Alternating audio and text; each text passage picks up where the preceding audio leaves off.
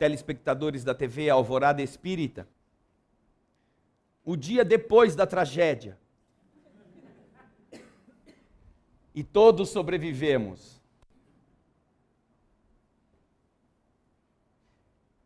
Estas são lições muito importantes, muito boas, muito ricas. E não reclamem, não reclamem. Chico costumava dizer, não reclame do mal, porque aquilo que parece ruim ainda pode piorar.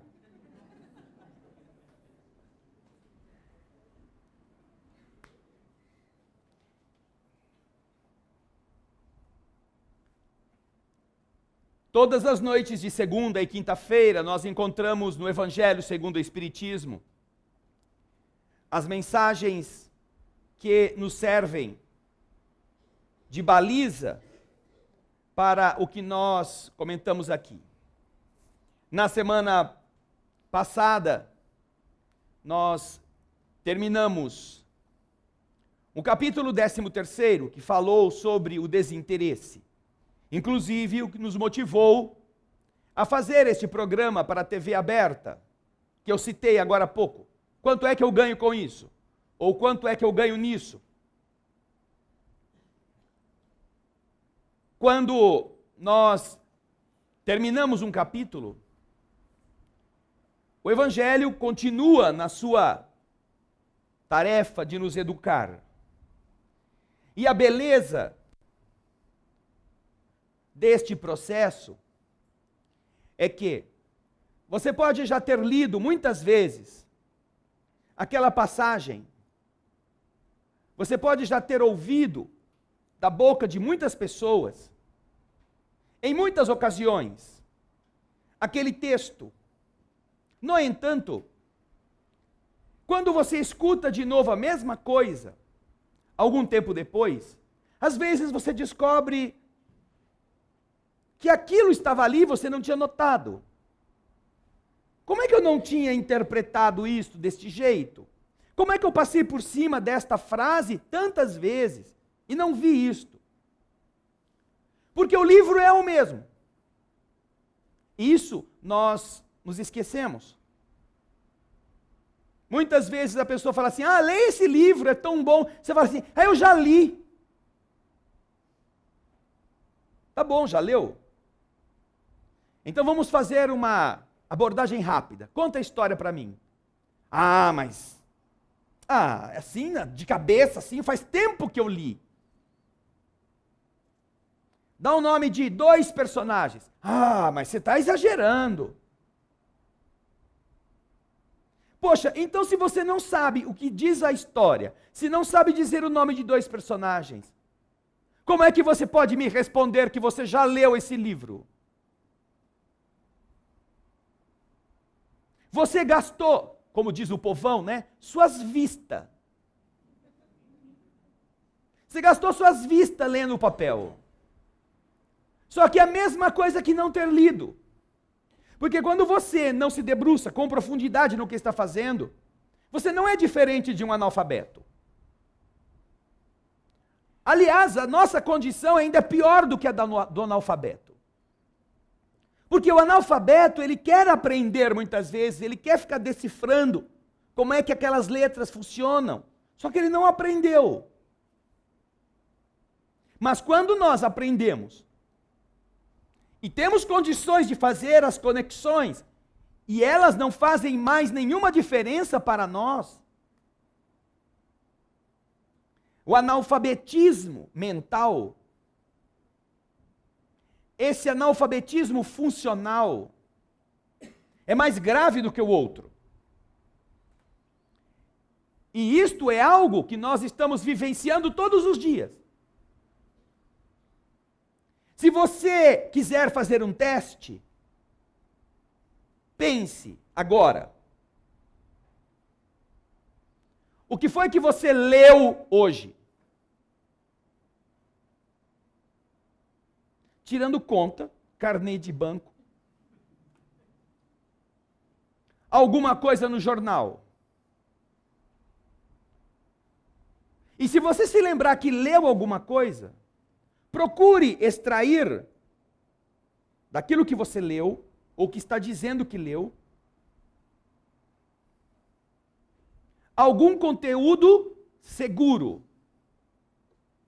Não estou falando nem em termos de valor, de bom ou de mal, mas um conteúdo seguro. Eu li uma notícia em que fulano de tal esteve envolvido em um acidente na rodovia tal, no qual morreram 8 pessoas. Veja se o que você recorda do que leu tem alguma coisa com esses parâmetros.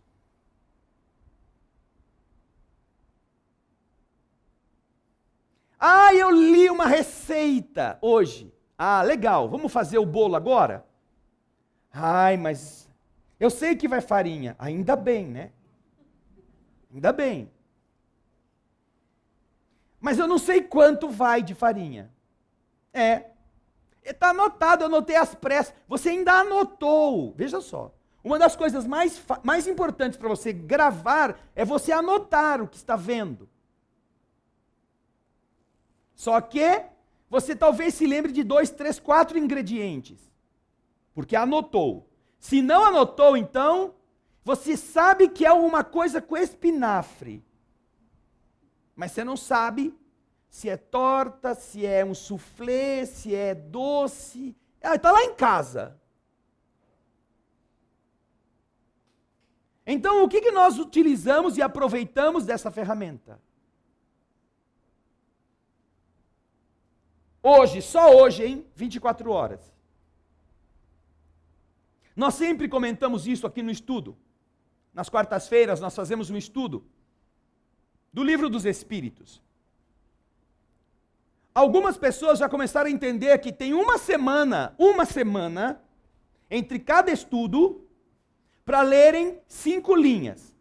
E elas começaram a ler, algumas. Mas boa parte vem aqui do mesmo jeito que saiu daqui na semana anterior. Quando muito ela marcou onde parou.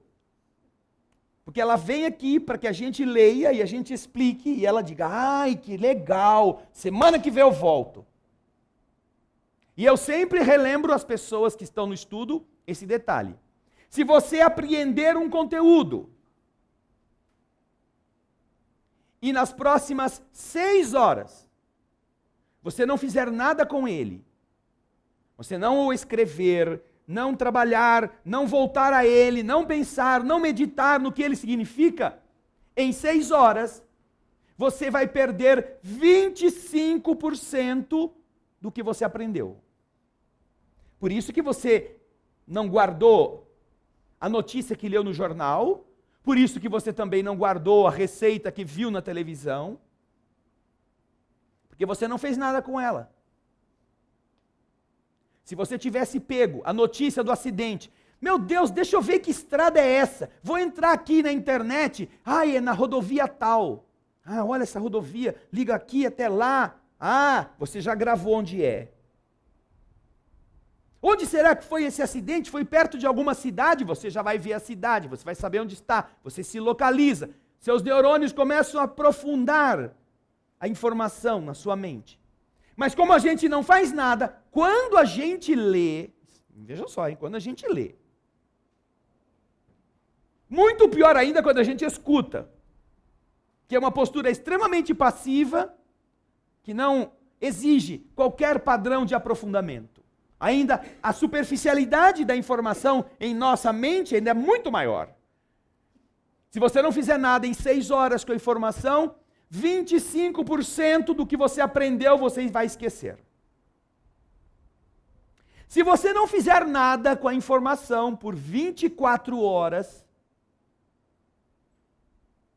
passou um dia, você não anotou, não meditou, não foi atrás, não pesquisou, você vai perder 33% do conteúdo que você assimilou. 33%. E se você deixar passar 6 meses sem fazer nada com aquele conhecimento, ao final deste período, você já o terá perdido em 90%. Não sabe 90% daquilo que você foi estudar. Se não fizer nada.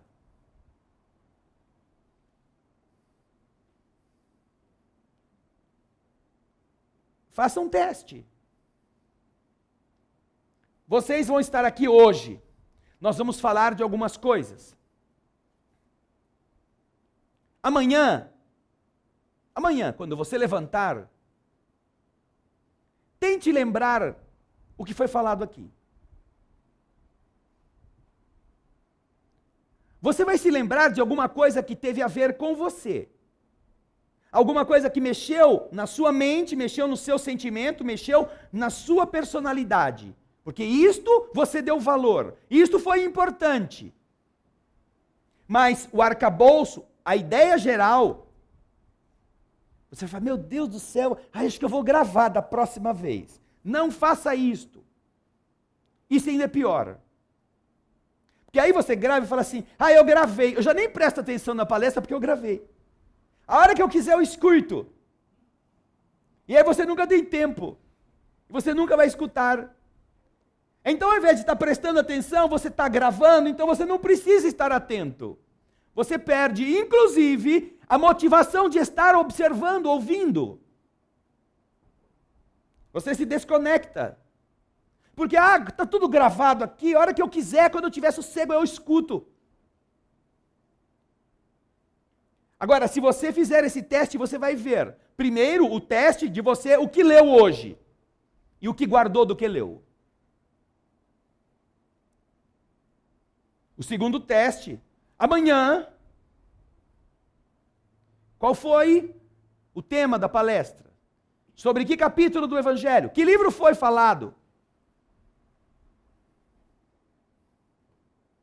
Quando nós, então, estamos diante do processo de crescimento do Espírito, a primeira surpresa que nos acomete, que nós somos tomados você lê um negócio e fala, meu Deus, eu sempre li isso aqui e nunca percebi que estava aqui. Por quê? Porque seus olhos leem como quando você está assistindo televisão e lendo ao mesmo tempo. Você lê, o olho corre, passa pelas letras, mas você está com a mente no que está acontecendo. Então, quando chega na hora de virar a página, fala, eu vou virar a página, mas o que foi que eu li aqui mesmo? Não lembro nada. Tenho que ler de novo. Você está gastando as vistas. De novo. Aí não guarda, é verdade. Tem pessoas que falam assim, eu não gosto de ler porque, me dá um sono. É só pegar o livro e me dá um sono. Homem gosta muito dessa desculpa. Então faça um teste com ele, dá uma Playboy para ele e vê se ele dorme. É só eu pegar o livro e eu durmo. Então pega aí e vê se dorme agora. Mas dorme, hein? Que eu estou aqui com o pau de macarrão, que se não dormir em 5 minutos, vai dormir na força. E por que uma coisa faz você dormir e a outra coisa não faz? Porque a sua atenção, o seu interesse se revelam nesta hora. Você está interessado no que está lendo? Então, se você está interessado no que está lendo, nada ao redor é importante, você quer apreender aquilo. Os orientais são muito sábios nisto. Quando eles nos explicam o porquê que a gente lê as coisas e não guarda, eles dizem, na hora de comer, comer. Na hora de beber, beber.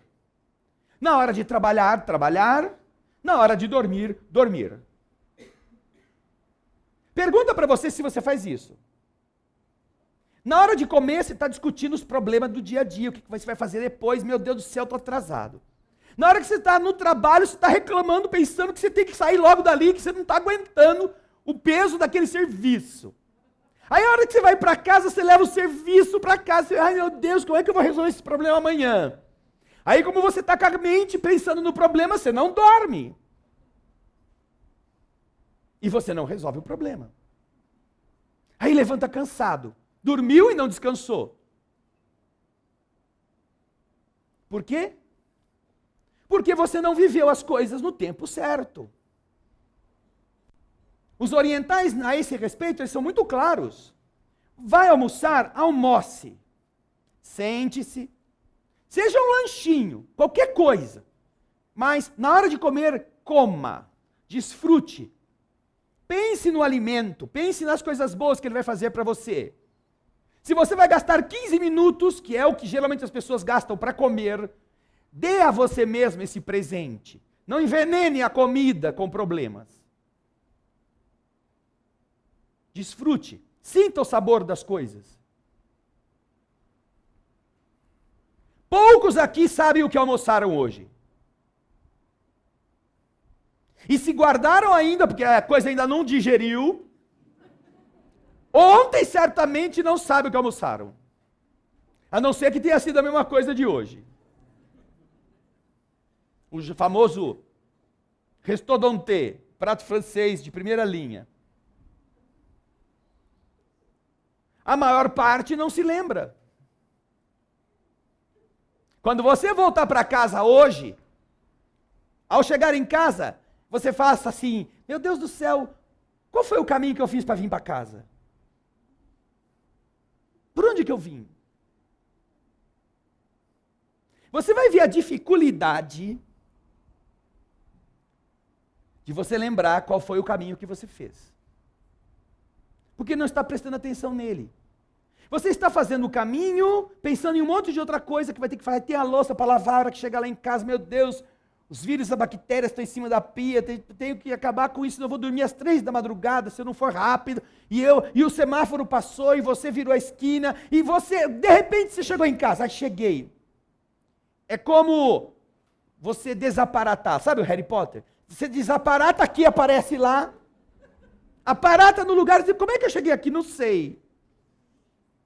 Desaparatei e reaparatei.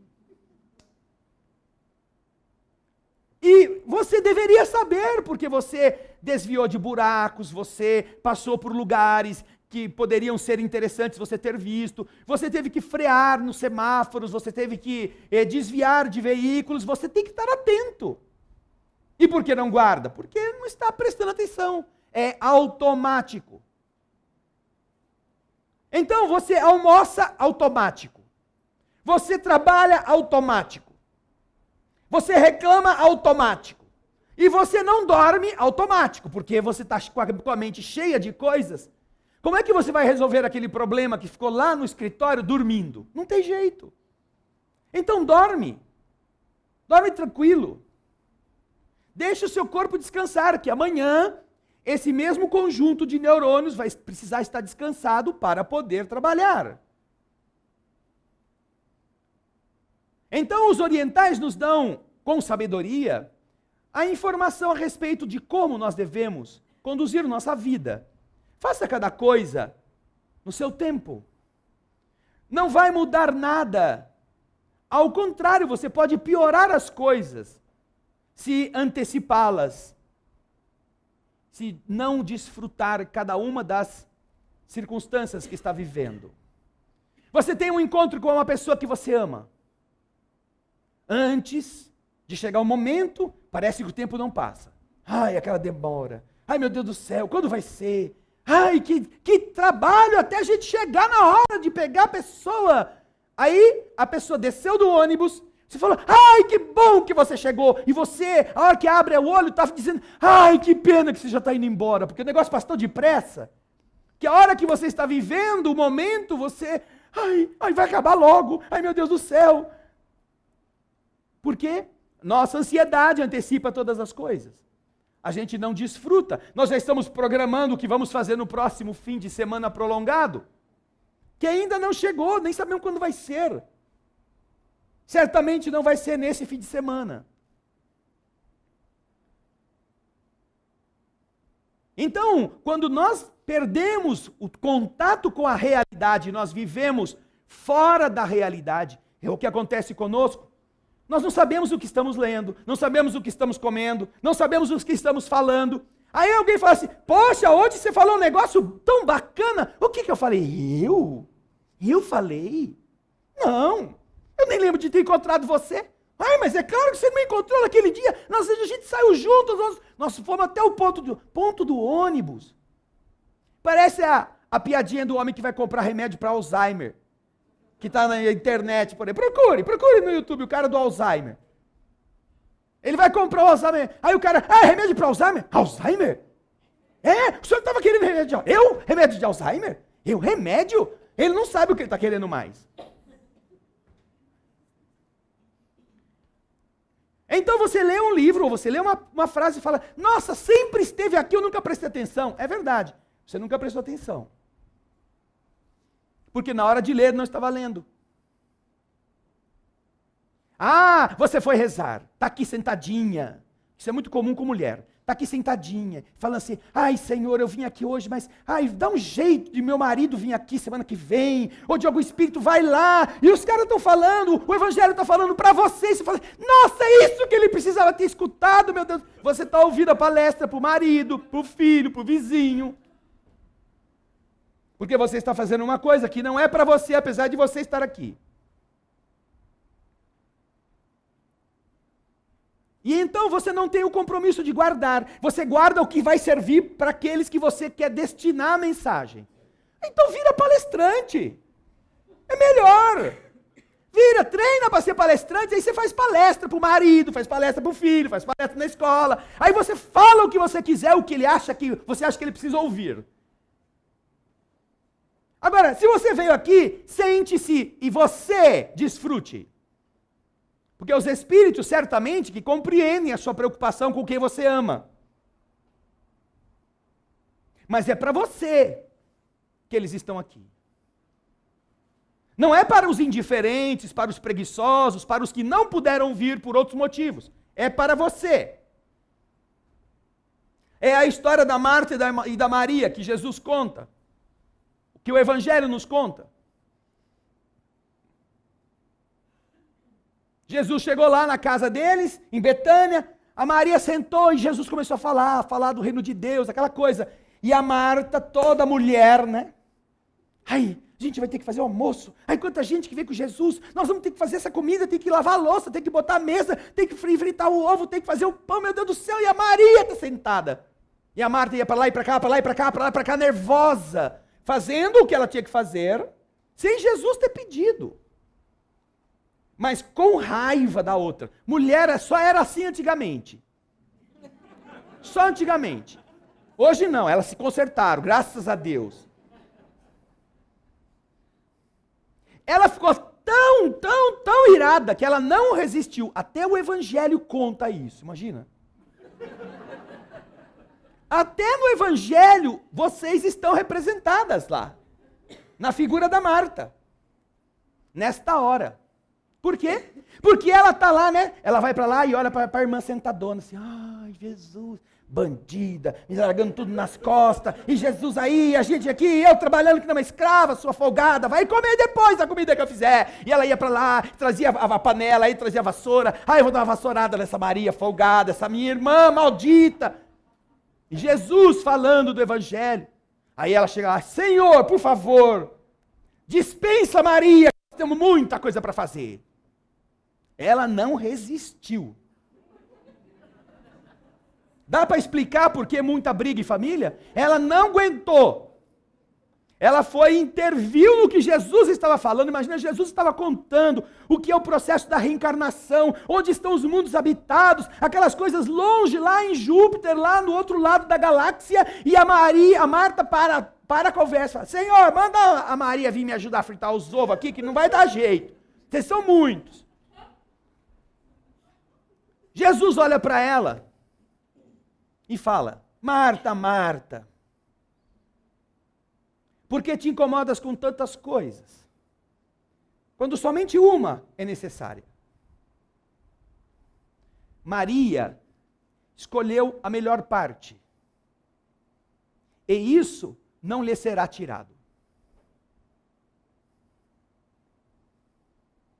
Vejam só que resposta generosa.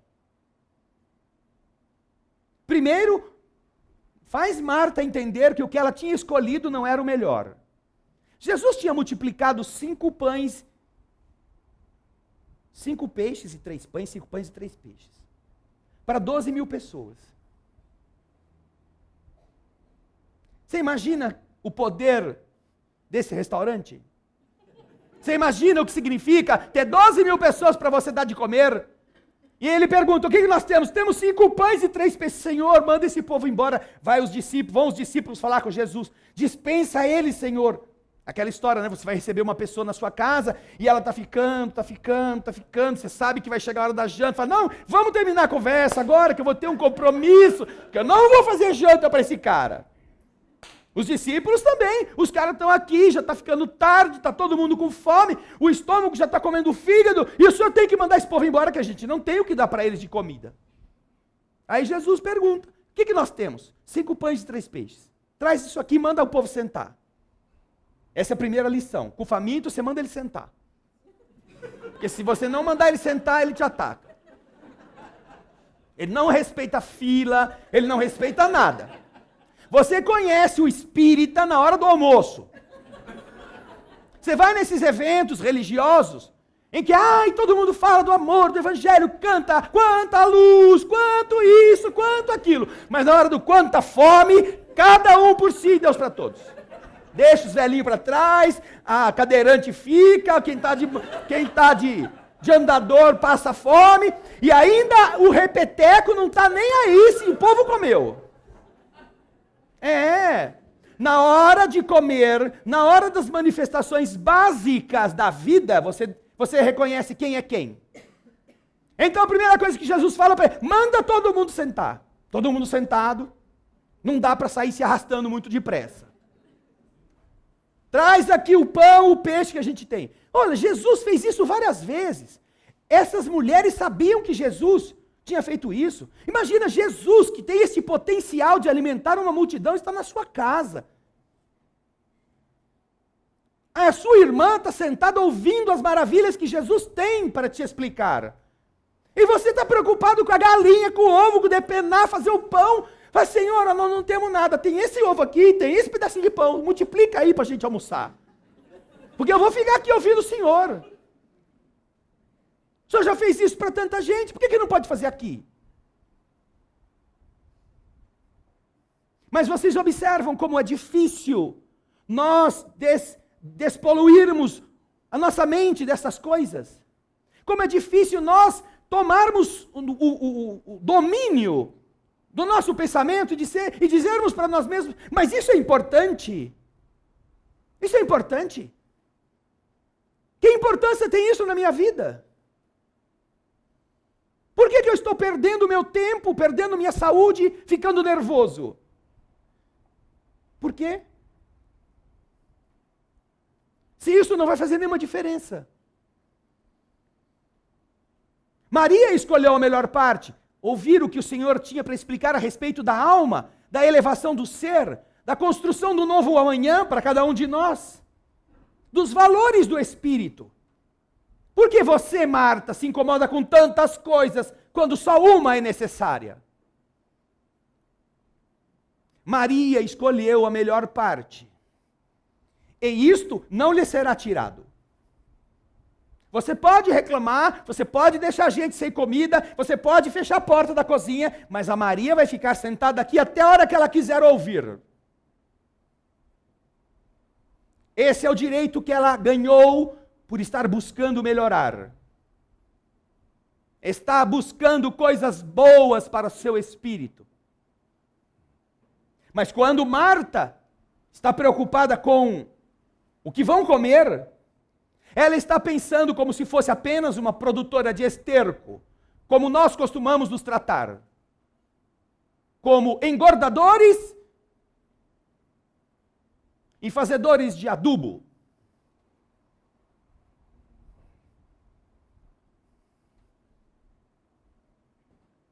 Por isso é que na hora que chega o momento do, olha o rancho, está aberto, se Deus não correr, fica sem comer. Porque os espíritas estão tudo na frente. E os mais novos, os mais fortes, vão primeiro. Aqui na nossa instituição, nós temos uma regra exatamente para evitar esse vexame. Quando nós recebemos visitas de fora, a regra é, aqui enquanto todas as visitas não comerem, nenhum trabalhador come. Então os trabalhadores ficam tudo assim, branquinho, pálido, desesperado, sentado, esperando o povo levantar. E eu falo pro povo, gente, vocês podem ir para a fila, porque as visitas nunca querem mostrar que são esganados também, né? Ah, eles querem ter velho, não. Não, vai para a fila, porque senão nós temos que fazer trabalho à tarde e não vai sobreviver ninguém. Porque o povo está com fome. E também ninguém repete enquanto o último não comer. Ah, você pode repetir, claro que pode. Só depois que todos tiverem comido. Enquanto o último não se servir, não está aberta a cozinha para se fazer qualquer repeteco. Então você reza para não ter muito guloso pelo caminho que vai acabar com a comida. Porque se acabar, acabou. Para que com estas experiências nós aprendamos. Nós pensemos no outro. Nós meditemos na fome de outras pessoas. Nós saibamos controlar nossos impulsos. Porque nós passamos por isso, sem perceber. Porque nossa mente não está vigiando essas atitudes. Além deste detalhe, que é muito revelador de quem nós somos, há muitos outros que, se você medir, você vai ver como nós vivemos sem pensar. Veja como fica o banheiro depois que você o usa, na sua casa mesmo. Algo que não pertence só a você. Algo que é coletivo. Algo que todas as pessoas que vivem ali e os visitantes também terão que usar. Então, depois que termina a sua ação naquele ambiente, olhe e veja o que ficou. O que ficou ali é você. É a expressão da sua higiene. É a expressão do seu respeito a quem vem depois. É a expressão do seu amor ao próximo.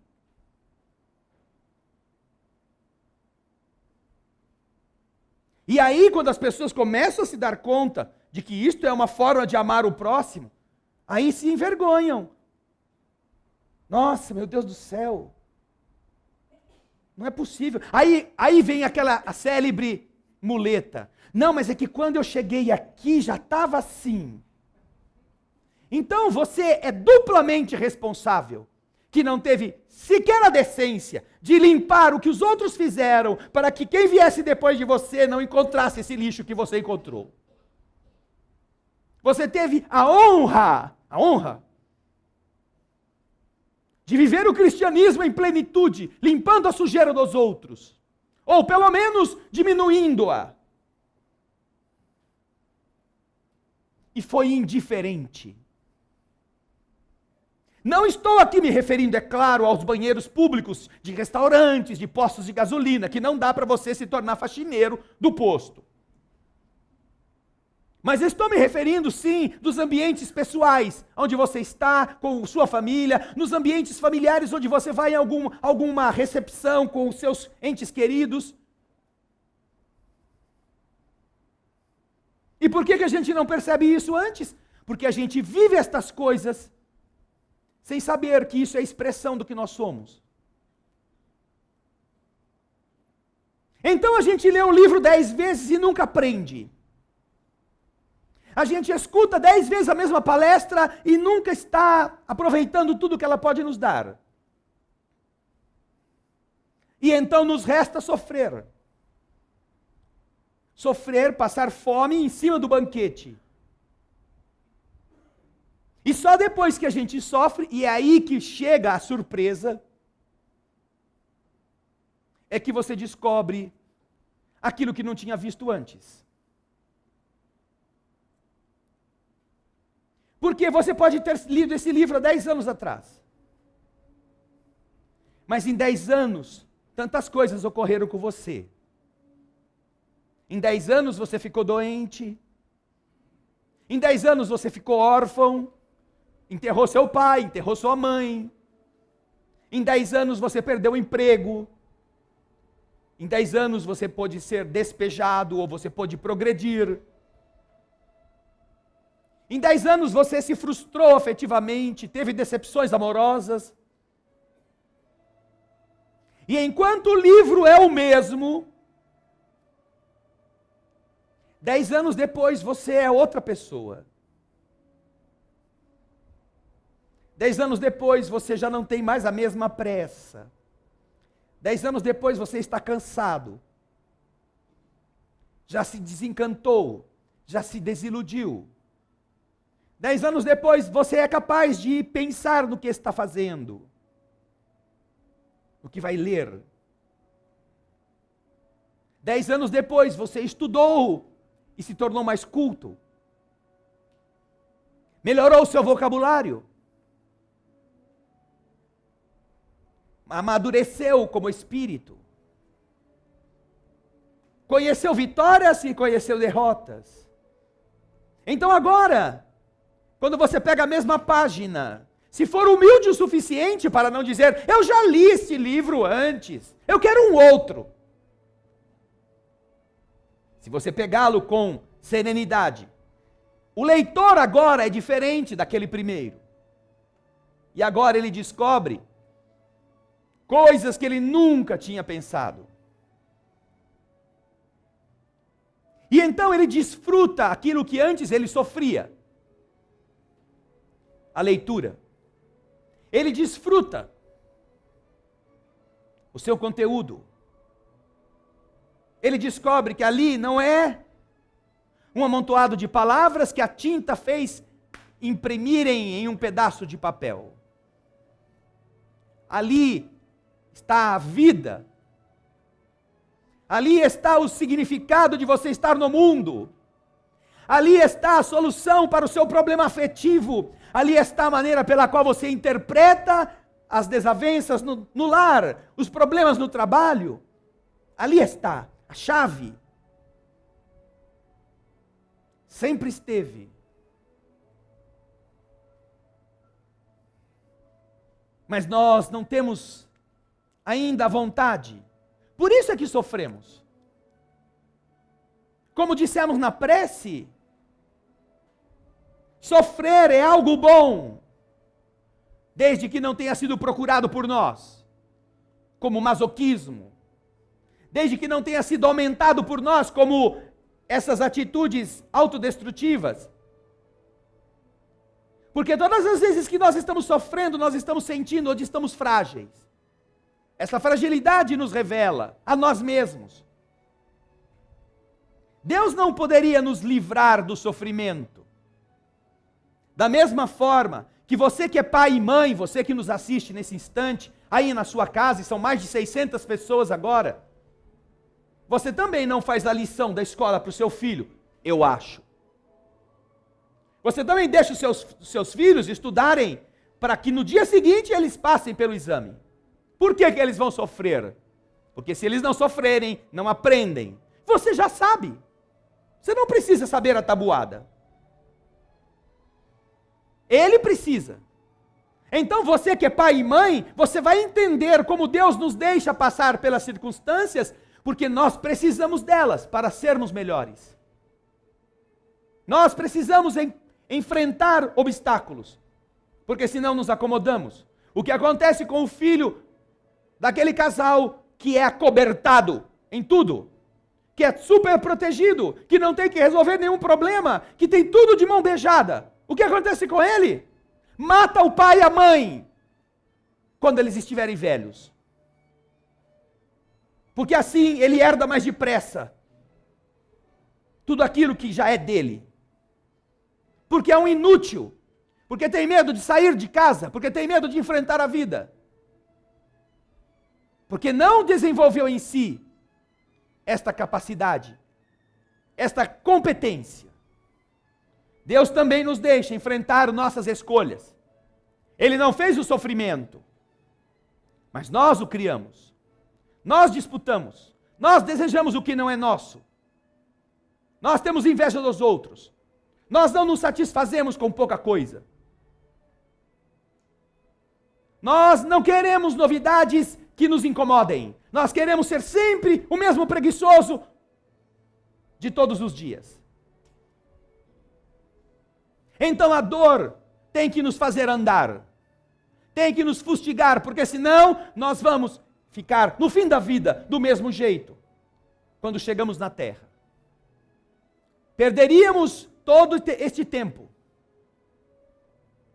como costumamos fazer. E o que é mais triste é descobrir que aquela pessoa que tem uma etapa de tempo para viver na terra, na sua grande maioria, essa pessoa antecipa a morte, estragando a vida dela mesma, pela droga, pelo fumo, pelo sexo, pelo excesso, em todas estas coisas, pelos desajustes mentais, pelos caprichos não atendidos, pela autocomiseração. Estas pessoas vão se enterrando vivas. Se perguntarmos para elas, vocês querem morrer? Claro que não, pelo amor de Deus, bate na madeira. Então por que está se matando? Me diz. Por que estamos nos matando? Estamos destruindo nossa existência, fisicamente falando. Todos os dias. Porque é gostoso, porque dá prazer, porque é agradável. Tudo que não presta é atraente, ou fazem ser atraente. Porque com isto tem muitos candidatos. E se enriquece muito fácil, muito depressa. Mas eles vão morrer, o problema é deles. A gente fica com o que é deles. E eles ficam com o problema. A nossa ação no mundo não é vivermos nessa ilusão, nessa utopia, nessa coisa mentirosa, de acordar cada dia para esperar a noite chegar e a gente dormir com algum lucro. Porque todos os que viveram a vida assim foram embora, desperdiçando as riquezas reais da vida. Deixaram inimigos, deixaram pessoas infelizes, poucos construíram algo de bom e durável e morreram antes do que deviam. Dizem os espíritos. Dizem esses mesmos espíritos que do lado de lá continuam a viver, sofrendo os efeitos do desperdício. As nossas atividades na terra são convites para o crescimento, não são desafios para a derrota. Ah, você está doente, tem algum problema de saúde? Ao invés de você ficar depressivo, depressão não sara o mal que você está sofrendo. Depressão não é remédio. Se fosse remédio, não havia doente na terra. Porque a primeira coisa que a pessoa que estava saudável faz depois que descobre que está doente é deprimir. Ai, descobri que eu estou doente. E aí vai fazer o quê? Ai, estou chorando. Ah, isso é remédio? Médico mandou? 20 ml de lágrima todo dia, no café, no almoço e na janta? Faça isso então e vê se sara. Ai, mas é que eu tenho medo, eu vou morrer. Não, mesmo sadio você vai morrer. Ué, qual que é a diferença?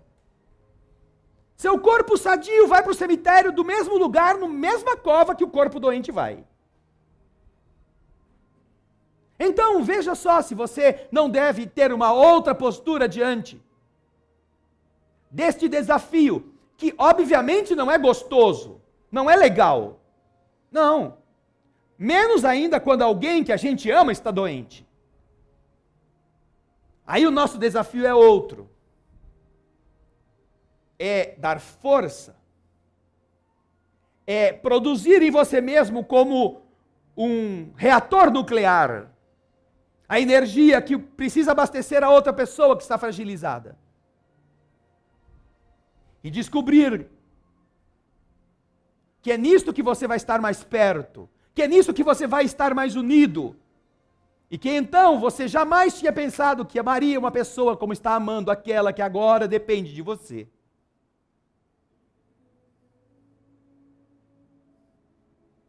Por que chorar junto? Para piorar o estado dela?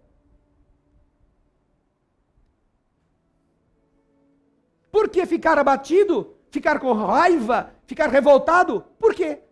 Porque isto é tratamento? Vejam só como nós migramos para o lado errado, sempre, quando os problemas acontecem. Sempre. E não é porque Jesus nos ensinou assim, não é porque Ele nos disse que era para fazer isso, ao contrário. Nós migramos para o lado errado, porque a gente pensa que vai ser mais fácil, que alguém tenha compaixão de nós e nos levante.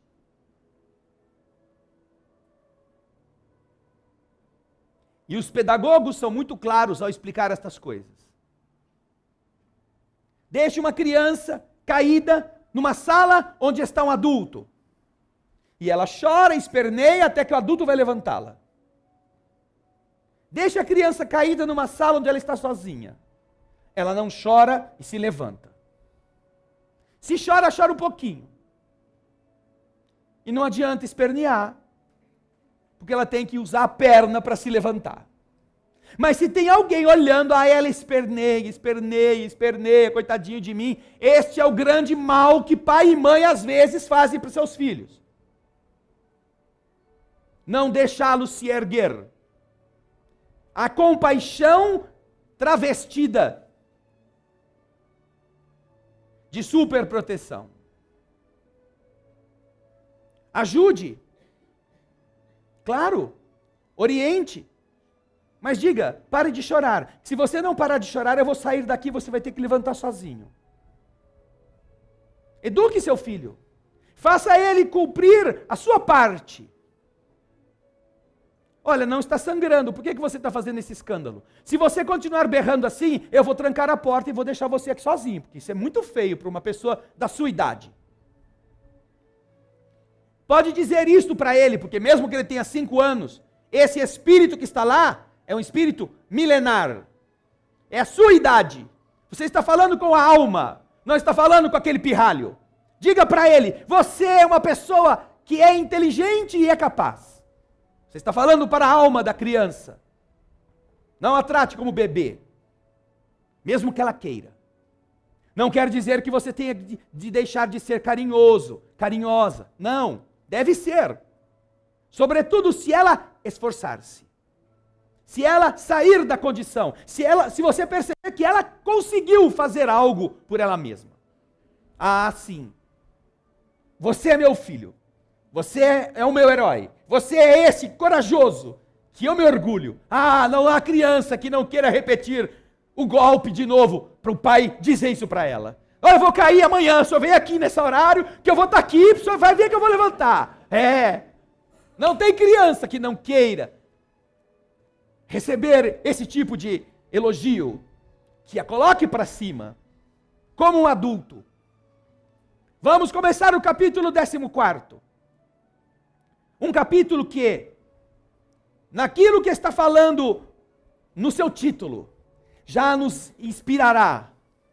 Inspirará a respeito de muitas coisas que a gente nem imagina. Comentamos na segunda-feira que este capítulo, talvez já no título, seja desafiador. Porque primeiro, ele começa com uma ordem. Ele começa com um verbo no imperativo. Um verbo que ordena, e a gente odeia que alguém mande em nós, não é mesmo? A gente não suporta. Não suporta que alguém diga, faça tal coisa. Quem é você para me mandar? Se for o chefe, você obedece, engole seco, porque não quer ficar na rua. Mas mande, faça a mulher falar isso para o marido e ver se ele obedece. Vai lavar louça. Que isso? Nem minha mãe me mandava lavar louça, você aqui vai me mandar? Lava você. Tem mais coisa para fazer, mais importante, vou assistir televisão. Tá para nascer a mulher que vai mandar em mim. Tonto. Aí arruma a inteligência esclarecida e fala assim, olha, vou te proibir de lavar louça. Aqui não tem mulher que me proíba de fazer alguma coisa. Vou lá lavar louça para mostrar para você que eu que mando. Vai lá lavar louça. Tão inteligente que ele é. Então as pessoas utilizam estas noções no significado da ordem de maneira equivocada. Nosso orgulho não gosta de ser mandado. Isso é um defeito do nosso caráter. Um dos problemas que nos mantém atrasados num dos piores mundos do universo. Escrevam aí, quem diz isso é o Evangelho. A Terra é um dos piores mundos que existe em evolução no universo, sendo tão linda como ela é. Imaginem o que nos esperará mais para frente. E quando na lei de progresso do Livro dos Espíritos, Kardec submete as entidades superiores a pergunta: o que pode entravar o progresso? O que é um obstáculo ao progresso? Nada impede que nós progridamos. Não existe aquela pessoa falando: eu não quero mais progredir, eu tenho livre-arbítrio, eu vou ficar aqui, não quero mais sair daqui. Não existe isso. A lei de progresso obriga a pessoa a progredir mesmo contra a vontade. Mas existem dois fatores que atrasam o progresso. Dois fatores que são primos, irmãos: o orgulho e o egoísmo.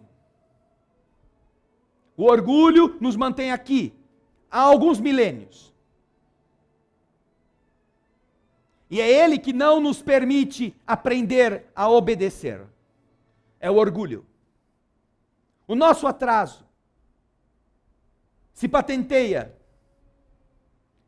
e nós perdemos tempo no exercício desse orgulho. E é isso que nos faz ficar ofendidos. É isso que nos faz não obedecer.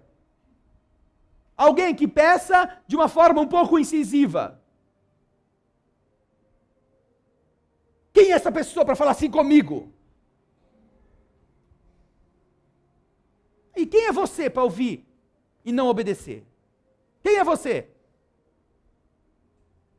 Quem você pensa que você é para achar ruim? Que alguém tenha falado com você de outro jeito? De um outro jeito daquele que você achava que deveria ter sido falado. Se uma pessoa se equivoca porque foi ríspida, isso é problema dela. Qual foi a sua reação? Foi melhor? Ou foi igual ou pior? Porque você teve tempo de pensar, você ouviu, você teve tempo de avaliar, você teve uma fração de segundo que pôde usar a favor. Eu não sei o que está acontecendo, não sei porque que essa pessoa está nervosa. Deve ter algum motivo.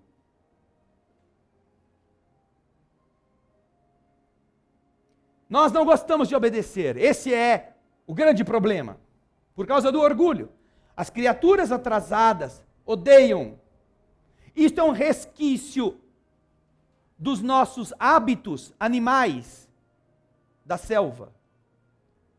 Nosso instinto, que nos manteve por longo tempo desenvolvendo a inteligência embrionária nas savanas, nas florestas, em que você era dono de um território ou achava que era. Que você, porque rugia mais alto, porque tinha mais galhadas na cabeça, galhadas verdadeiras, físicas. Você achava que poderia ser dono de todo o rebanho, você era que mandava. Todo mundo tinha que pedir autorização para você. Você espalhava seu cheiro e aquilo era o seu território. E então, qual era o grande problema? Era envelhecer. Envelhecer, perder uma briga, perder uma luta, quebrar os chifres nessas lutas, perder os dentes. E então, o que acontecia com quem envelheceu? Enfiava o rabinho no meio das pernas e ficava lá, a moita. Se sobrava comida, comia. E não reclamava muito. E nós estamos vivendo algo muito semelhante, na medida em que as pessoas não se preparam para o envelhecimento. E quando o tempo vai passando, as rugas vão chegando, o cabelo vai caindo, e o RG é prova indiscutível de que um dia você foi novo. Porque aquela fotografia lá não é você. Aí você deprime. Ai, meu Deus. Ai, já está parecendo cabelo branco. Ué, e daí? Pinta. Ai, mas é que eu já sei que eu tenho cabelo branco. E qual é o problema? Faz parte da vida. Ou pensou que você ia ser sempre o barão ou a baroa?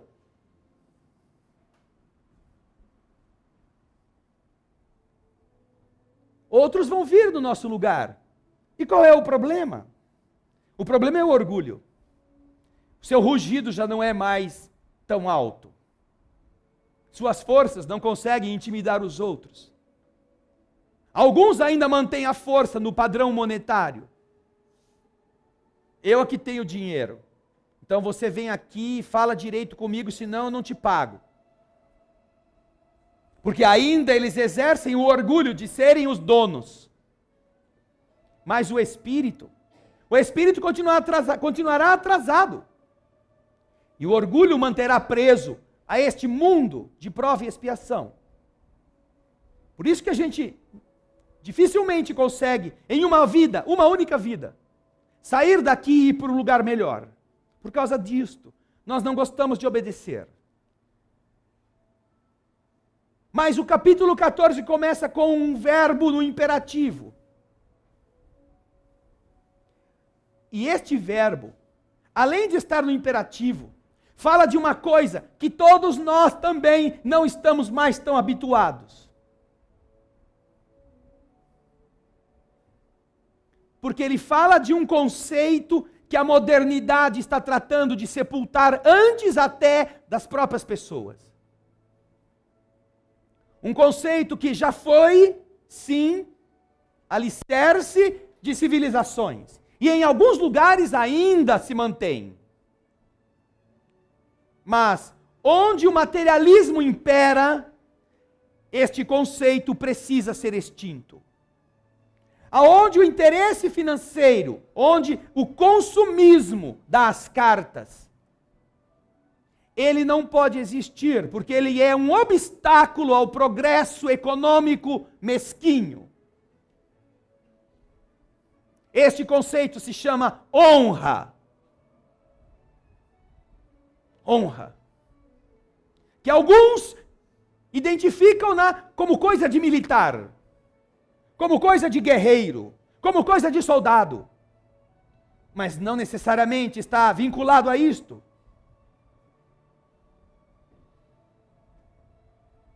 Aqueles que estão submetidos a disciplinas, aprendem, na teoria, o que significa esta honra. Muitas vezes voltadas para o ambiente da caserna, para o ambiente do exército, para o ambiente da guerra, para o ambiente do soldado. Mas não é isto que significa a honra. Ela pode estar travestida, sim, nestas áreas. Mas ela vai muito além do que se pode pensar. Honra. Aquilo que um dia nós aprendemos na escola, e que não se sabe que reforma educacional destas que nós já tivemos, suprimiu do currículo valores morais.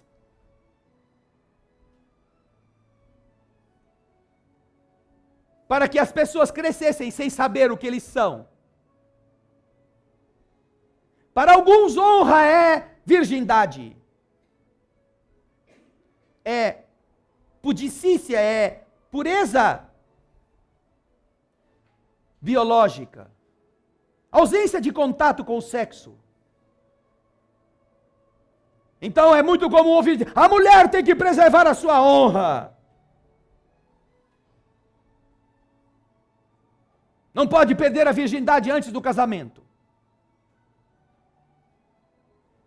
E alguns chegam ao cúmulo, alguns desses que fazem um juízo equivocado a respeito da honra, que são pais, chegam ao cúmulo de, tendo a filha sido deflorada ou tendo consentido numa relação sexual antes do casamento, pagam para médicos refazerem o ímen adulterado para que ela volte a ter a honra dela preservada.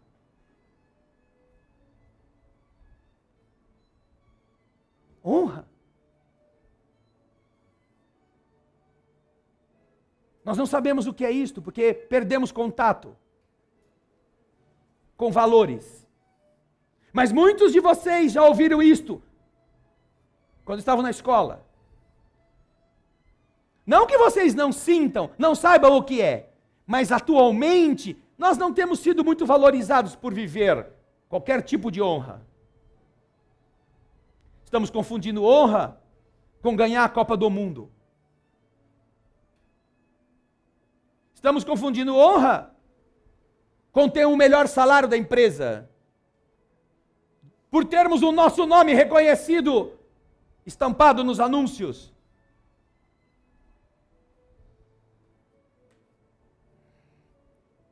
E isso não há nada mais longe do que honra do que estas coisas.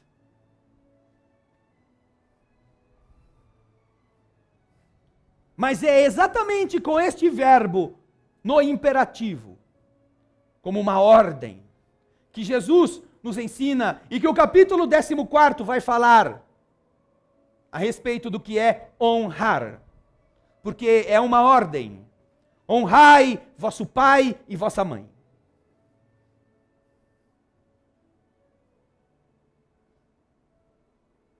Não é não sujar o nome deles. Não é pagar suas dívidas em dia. Não é não ter o nome no Serasa. Isso não tem nada a ver com honra. As necessidades, às vezes, impedem que você consiga fazer o que você tinha planejado. Mas a honra é não fugir. A honra é não agredir aquele que te feriu o orgulho.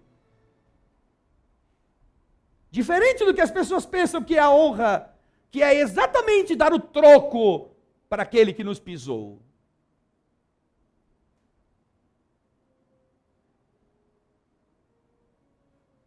Que honra pode haver em se vingar?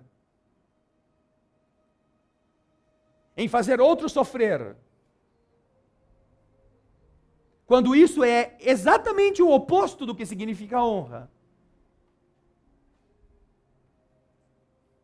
Que sociedade é esta? Que tem esta palavra bonita? Honorabilidade, honestidade, honra. Mas que quando alguém, por qualquer motivo, vive isto, é ridicularizado. Quando qualquer conceito mais elevado é colocado, isso é demodé, essa coisa não tem graça.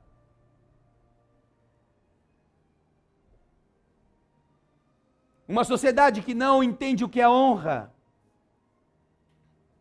precisa de muitos albergues para idosos abandonados. Precisa de orfanatos para crianças cujos pais são vivos.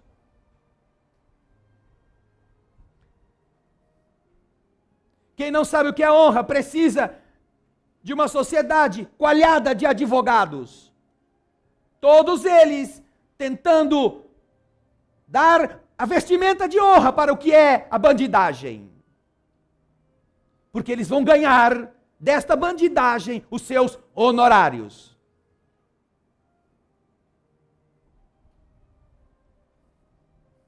Não que não defendam o direito, mas que direito? Que direito? Quem sabe o que é direito hoje? Quem sabe o que é a lei?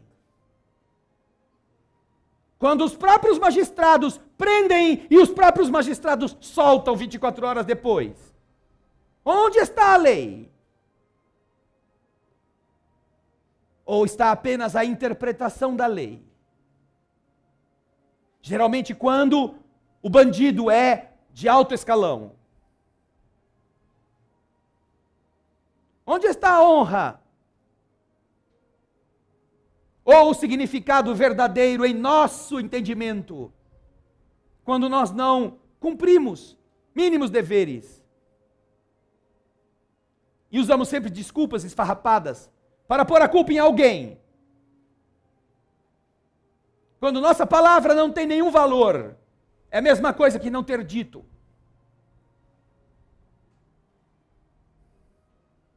Quando nós vivemos com a mentira e graças à mentira. Quando nos ofendemos quando as coisas são ditas segundo a verdade. Como hoje é comum pessoas que são obesas se ofenderem quando alguém diz que ela está gorda. Por quê?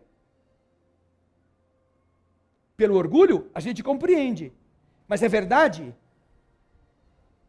Subiu na balança?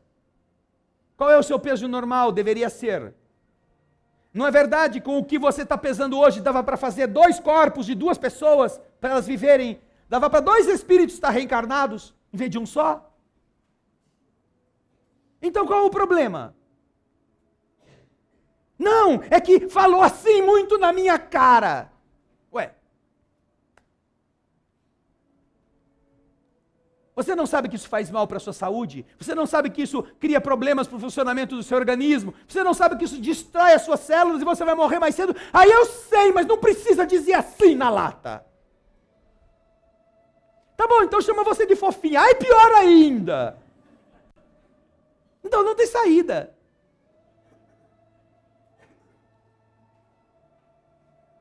Não, chama de pauzinho de sushi. Ai, você é meu pauzinho de sushi. Sabe aquele palitinho japonês?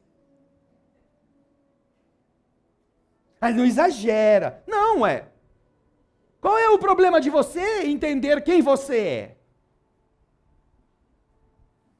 É claro que algumas pessoas usam esta maneira como uma agressão. Não é isso que nós estamos falando.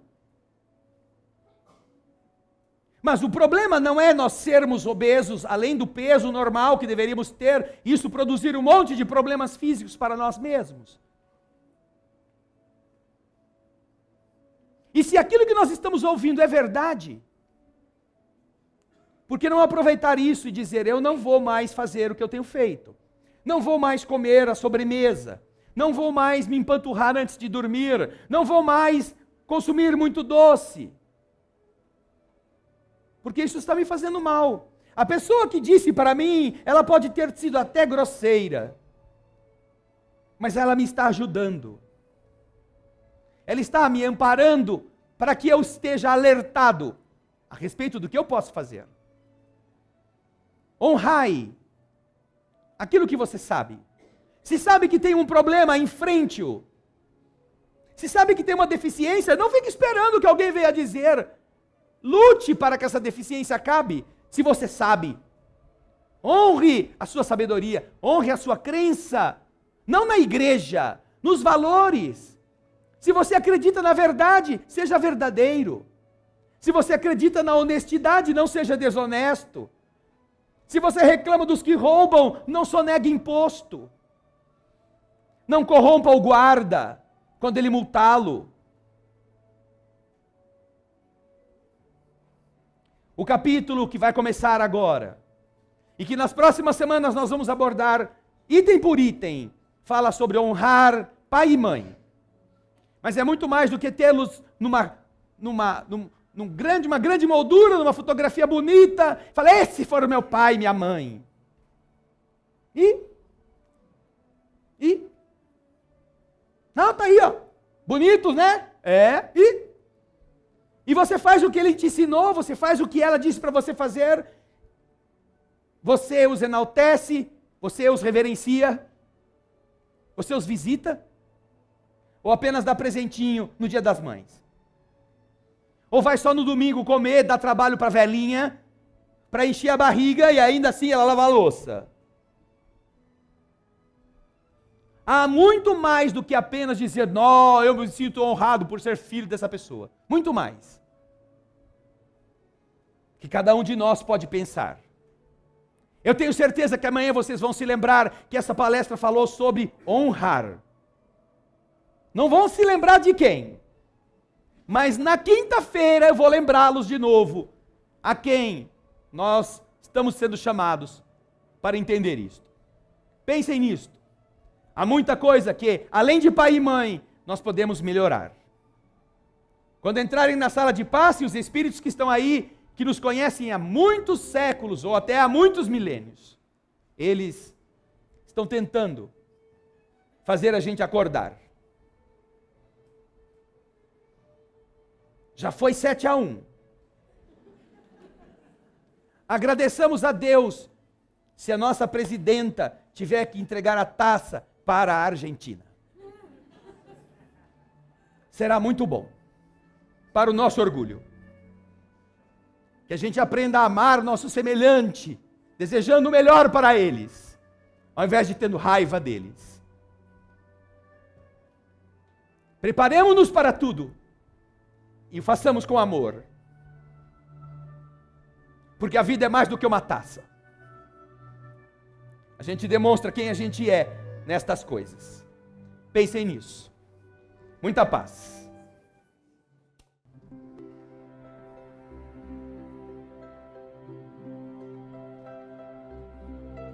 Obrigado, Senhor, por podermos mais uma vez elevar o pensamento, buscando a renovação de nossa alma, enfrentar os obstáculos da vida. Não é privilégio, é condição de viver. Diz o poema que quem passou a vida em brancas nuvens e em plácido repouso adormeceu. Quem não sentiu o frio da desgraça, quem passou pela vida e não sofreu, foi espectro de homem, não foi homem. Só passou pela vida e não viveu.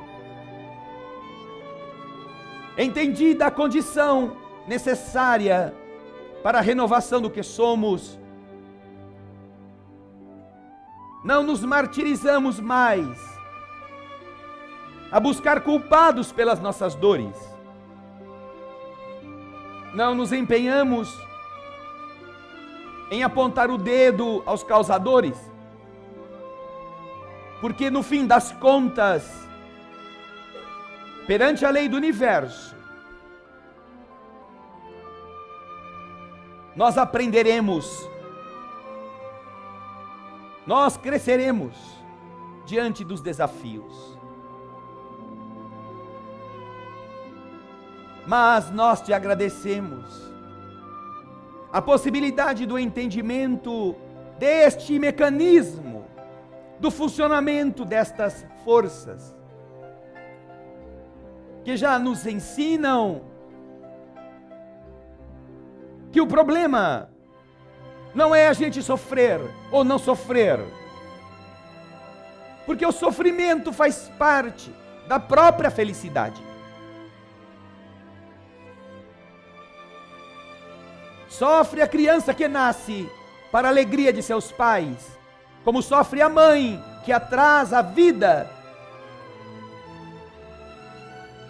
Sofrem os pais pelo amor que têm, mesmo estando o filho sadio. Sofrem as criaturas nos desafios do crescimento, do acúmulo de cultura, nas noites em claro para estudar as matérias. E assim o sofrimento, assim encarado de forma inadequada, em toda parte, é degrau de crescimento. Por isso, nosso problema não é buscar não sofrer. Teus ensinos são claros. Nosso compromisso é em não ter medo de sofrer, é enfrentar as dificuldades sem acovardar-nos, é olhar para o sucesso sem ufanismos e para a derrota sem depressão.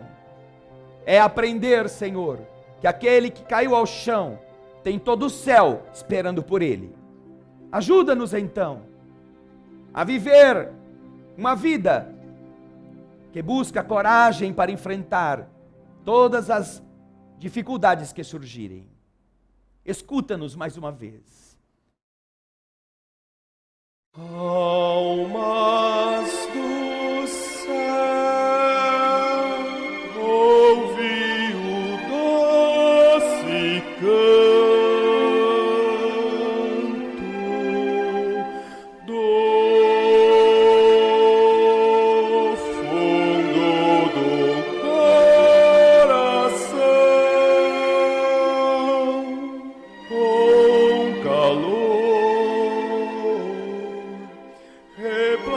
de perfume em flor, como se fosse só imenso jardim.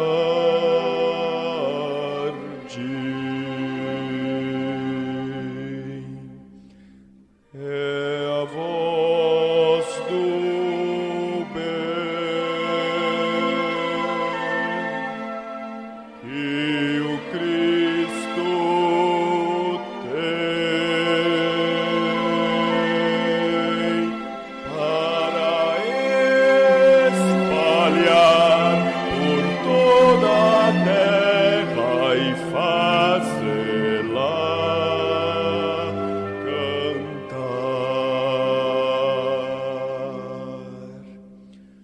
Oh, Jesus,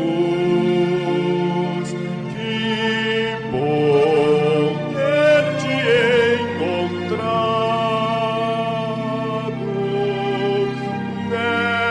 nesta estrada de paz e luz. Nós te agradecemos e assim queremos te espalhar, te dividir com quem não sabe sorrir, a quem ficou na solidão.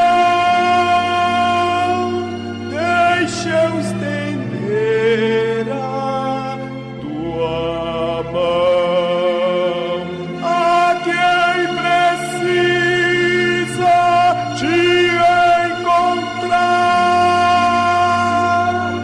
Deixe ajudá-lo a te achar, ó meu Senhor.